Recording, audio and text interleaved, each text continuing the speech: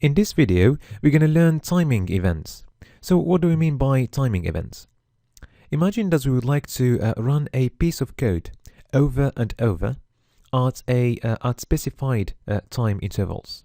So for example, we can have a counter that will increase by 1 every second. Okay, so this is a timing event. Also, there is another example. We could have a piece of code that runs after a certain delay once the page is loaded. So let's say you load the page and after 3 seconds, you get an alert message. So this is also a timing event. Let's start with the first example. So now we would like to create a counter. Okay, so the counter is going to start at 0 and every second it's going to go up by 1. So first of all, we're going to need a variable x that we will initiate to 0, all right? And now we would like x to go up by 1 every second, and also we want to show x in our web page. So we're going to need to use the getElementsById and change the contents of an HTML element to the value of x.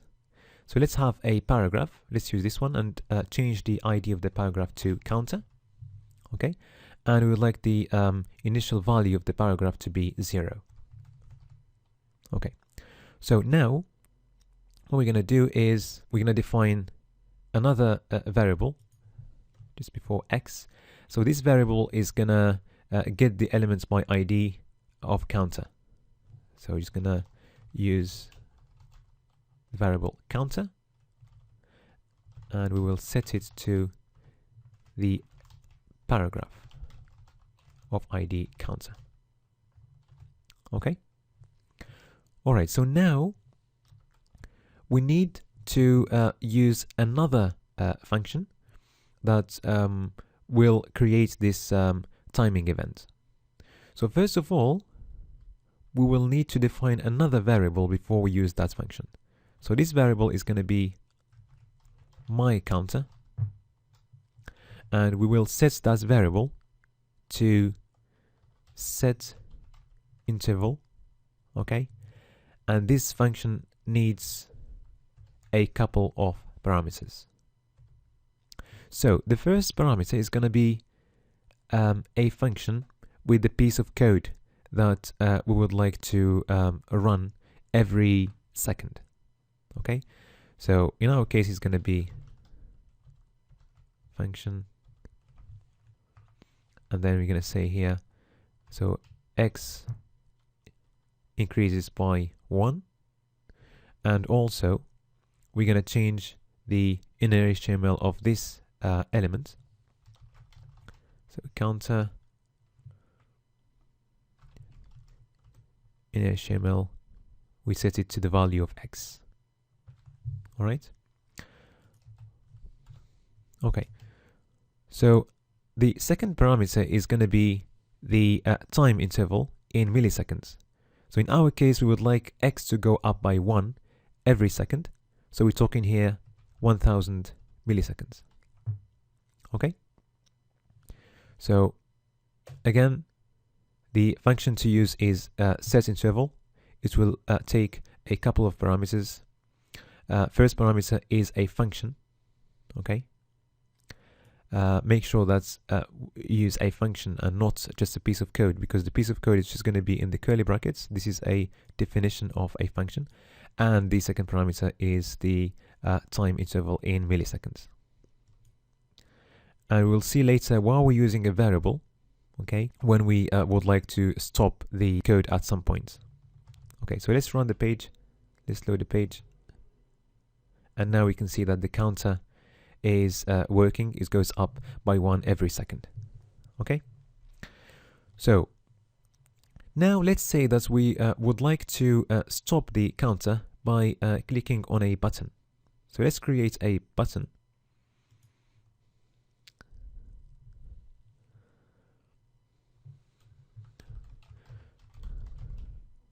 Okay, so the button is supposed to stop the counting. So we put some text there, stop counting.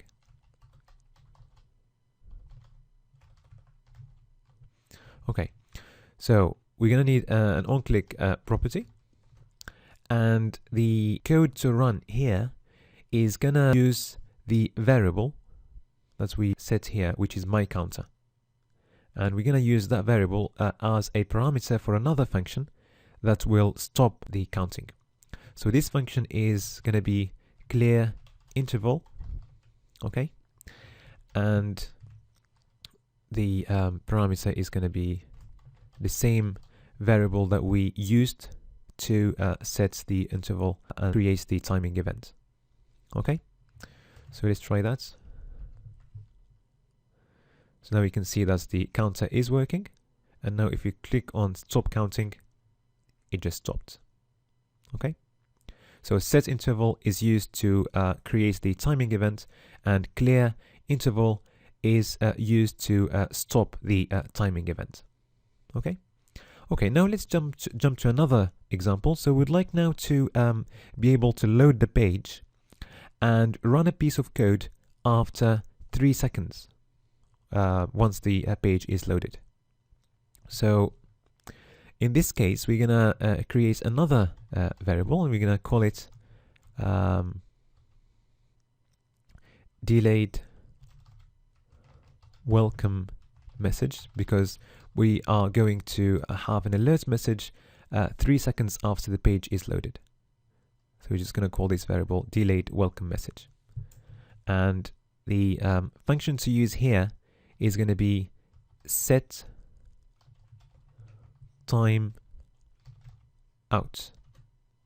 Okay, and also this function needs a couple of parameters. The first one is a function, and the second one is the duration that we're going to be waiting for before the code is executed. So the function is going to be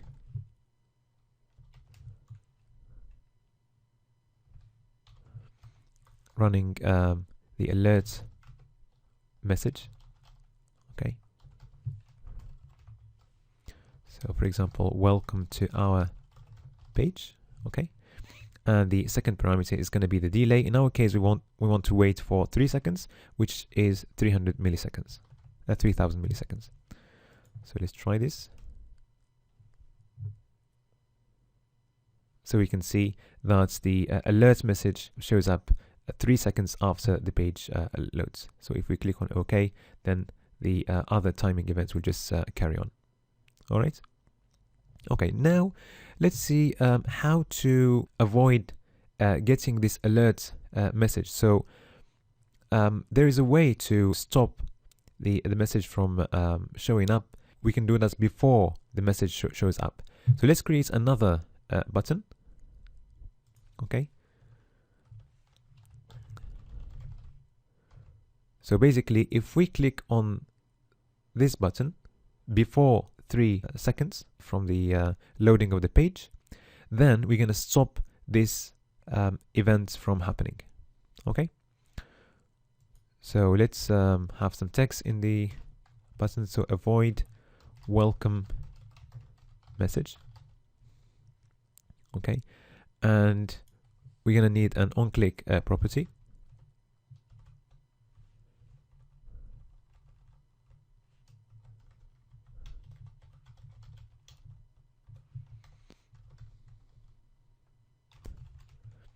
And this time we're going to use another function. It's called clear timeout. Clear timeout. And the parameter, you can guess, is going to be the same variable that we use for the SeTimeout function. So, okay, we're just going to put the parameter there. Okay, and now let's try it. Let's add the line break here. Okay, so let's try. So now we can see that the counter is working. We get the alert message 3 seconds after the page loads. But now if we refresh the page and we click on the avoid welcome message, now the alert message doesn't show up. Okay, but we need to make sure that we do that before the 3 seconds elapse. Okay.